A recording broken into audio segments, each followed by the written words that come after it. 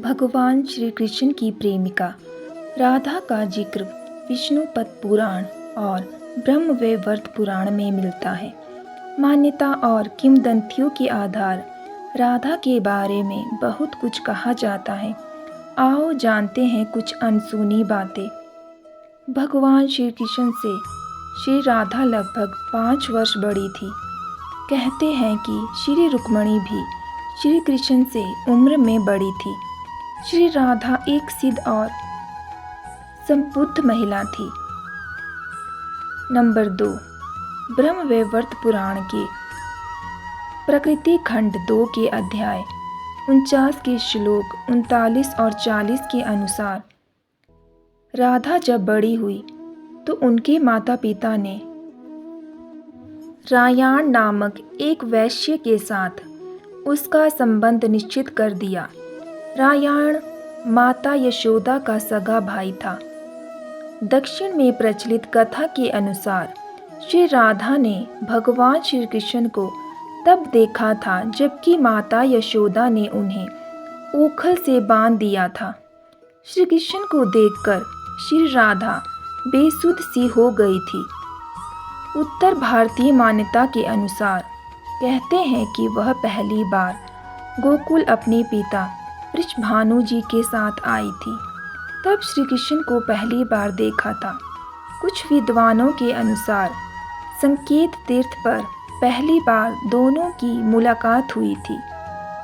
श्री राधा का पहला नाम वृषभानु कुमारी था क्योंकि वह वृषभानु की पुत्री थी।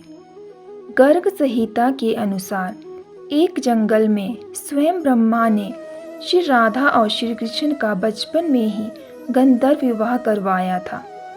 श्री कृष्ण के पिता उन्हें अक्सर पास के भंडीर ग्राम में ले जाया करते थे, जहां राधा रानी भी अपने पिता के साथ आती थी। वहीं दोनों का विवाह हुआ था।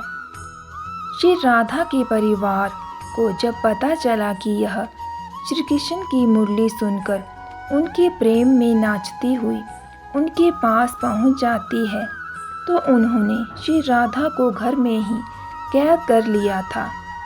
तब श्री कृष्ण ने अपने साथियों सहित एक दिन उन्हें रात में कैद से मुक्त कराकर उद्धव और बलराम सहित अन्य सखियों के साथ रात भर नृत्य किया था। यह रात पूर्णिमा की रात थी जब महारास हुआ था। बाद में श्री राधा की माँ राधा के कक्ष में गई तो राधा ने उन्हें वहां सोते हुए मिली।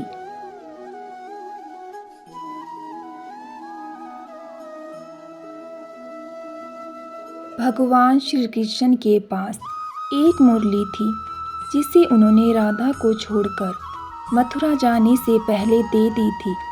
राधा ने इस मुरली को बहुत ही संभाल कर रखा था और जब भी उन्हें श्री कृष्ण की याद आती थी तो वह यह मुरली बजा लेती थी। श्री कृष्ण उसकी याद में मोरपंख लगाते थे और वैजयंती माला पहनते थे। श्री कृष्ण को मोरपंख तब मिला जब वे राधा के उपवन में उनके साथ नृत्य कर रहे थे।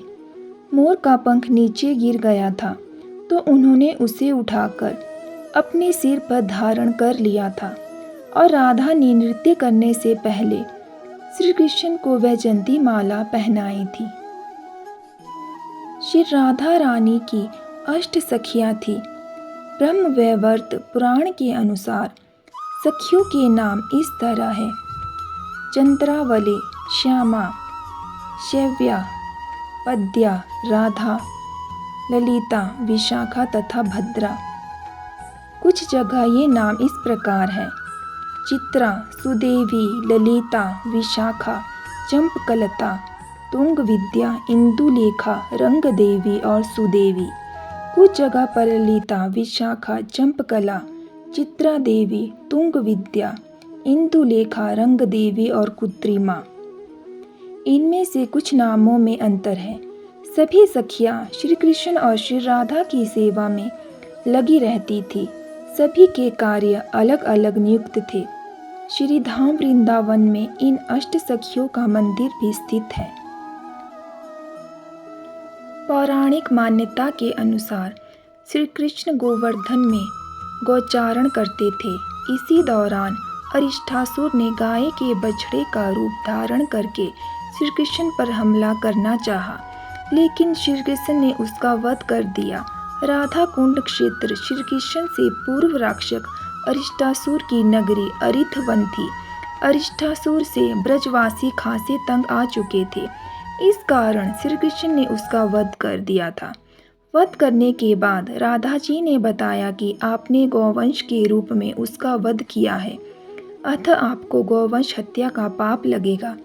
यह सुनकर श्री कृष्ण ने अपनी बांसुरी से एक कुंड गोदा और उसमें स्नान किया। इस पर राधा जी ने भी बगल में अपने कंगन से एक दूसरा कुंड खोदा और उसमें स्नान किया। श्री कृष्ण के खोदे कुंड को श्याम कुंड और राधा जी के कुंड को राधा कुंड कहते हैं।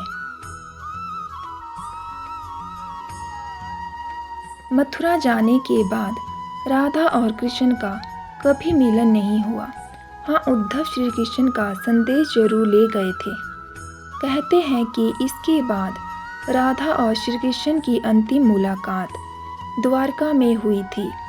सारे कर्तव्यों से मुक्त होने के बाद राधा आखिरी बार अपने प्रियतम कृष्ण से मिलने गई।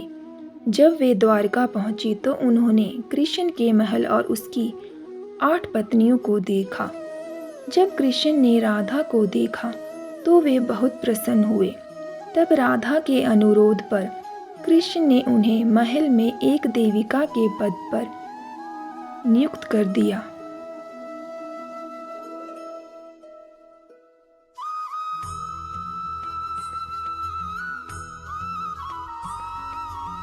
कहते हैं कि वहीं पर राधा महल से जुड़े कार्य देखती थी और मौका मिलते ही वे कृष्ण के दर्शन कर लेती थी।